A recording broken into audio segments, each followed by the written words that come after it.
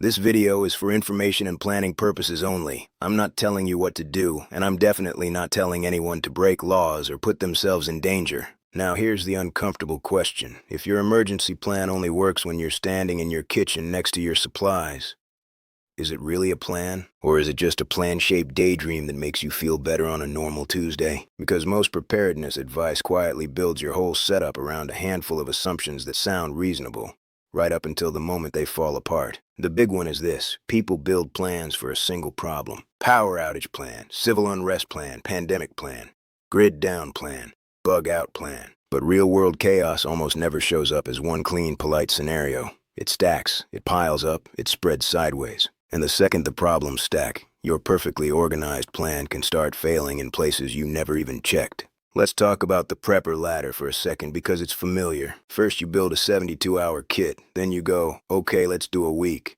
Then, I want 30 days. Then it turns into shelves, buckets, water storage, backup power, deeper pantry, bigger bags, and a route to a spot you've pictured 1,000 times. And none of that is dumb. Some of it is genuinely smart. But the trap is thinking that more supplies automatically equals more safety. Sometimes it does. Sometimes it just makes you heavier, slower, more predictable, and more visible. So instead of arguing about what gear is best, I want to stress test the foundation your plan sits on. I'm going to hit 4 pressure points that break most survival plans. Not because you're lazy, because the plan was built around the best version of you in the best location, at the best time, with the cleanest version of the crisis. And that's not how it goes. Pressure point number 1, you're not home when it starts. This one is brutal because it's so normal. It's 2 p.m.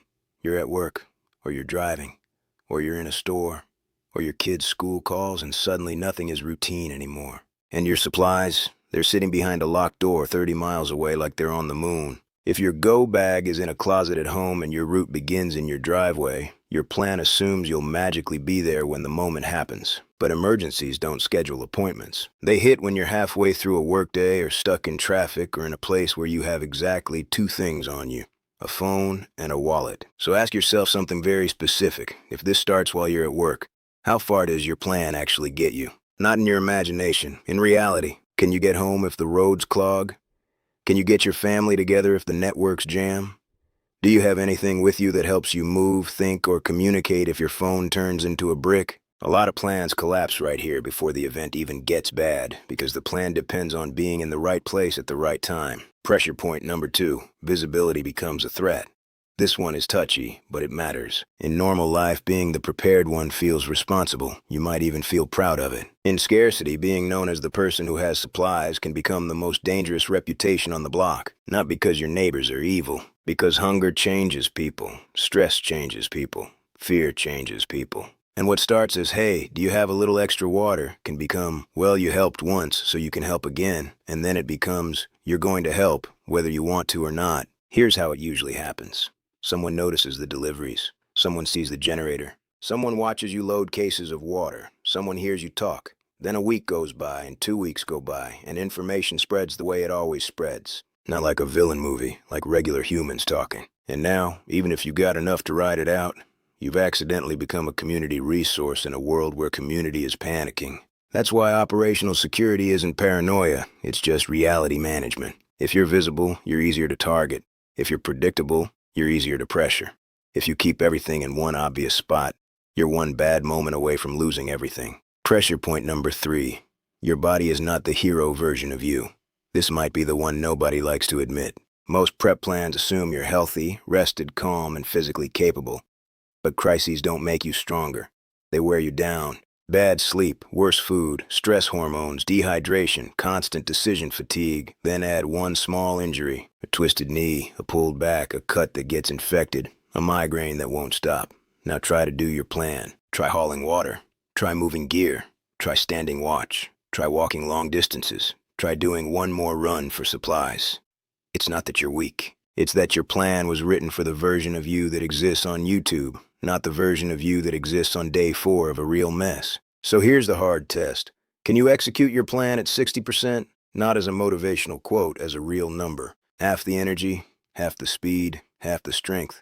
Because if your plan requires peak performance, it fails the exact moment life gets ugly. Pressure point number 4, the timeline is wrong.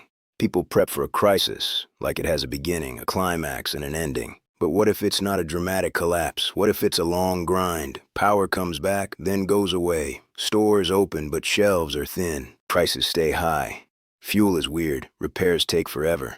Services work badly.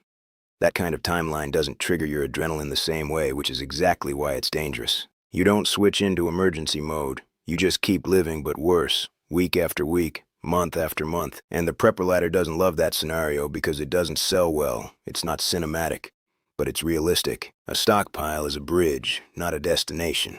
So the real question is, what's on the other side of your bridge? If the answer is, I guess I'll figure it out, that's a problem. Because the grind eats plans. Okay, that's the stress test. Now here are the fixes. Not magic, not perfect, just smarter. Fix number 1, the away setup. You need a small, boring, practical kit that lives where you are, not where you wish you were. If you're at work all day, that means a kit at work. If you're in your vehicle all the time, that means a kit in the vehicle.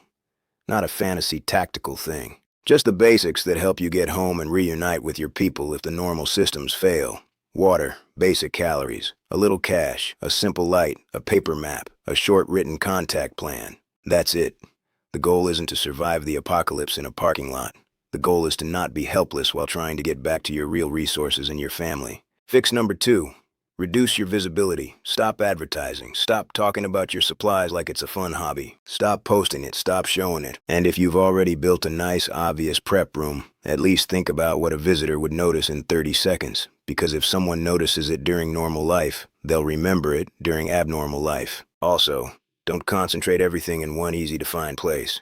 Spread it out. Keep it boring. Keep it normal. If one location gets compromised, you're not instantly wiped out. Fix number 3, plan for the degraded you. Take your plan and mentally run it with a bad knee, bad sleep, low energy, and a short fuse. Anywhere you hit a step that requires strength or speed, add a backup that relies on setup, not effort. Less carrying, more gravity. Less, I'll do it later. More, it already works. You're not prepping to be a superhero. You're prepping to be functional when you feel like trash. Fix number 4, build renewable capability. This is where long-term survival actually lives, not in the last bucket of rice. In systems and skills that don't run out the moment you open them. Water collection that refills. Basic food production, even small. The ability to repair simple things. The ability to make yourself useful to other people. Because in a long grind, the most valuable asset isn't the guy with the biggest stash. It's the person who can solve problems. And one more thing, the piece that ties all of this together. Your plan should be built around questions, not gear. So ask yourself these 4 and answer them honestly. Where are you if this starts at 2 p.m. on a Tuesday? Who knows what you have? Can you execute the plan at 60%? Does your plan still work in month 7? If you can answer those 4 with confidence, you're ahead of most folks. And if you can't, good. That's not failure. That's you finding the weak spot while you still have the luxury to fix it. Stay safe, stay sharp, and build a plan that works on your worst day, not just your best day.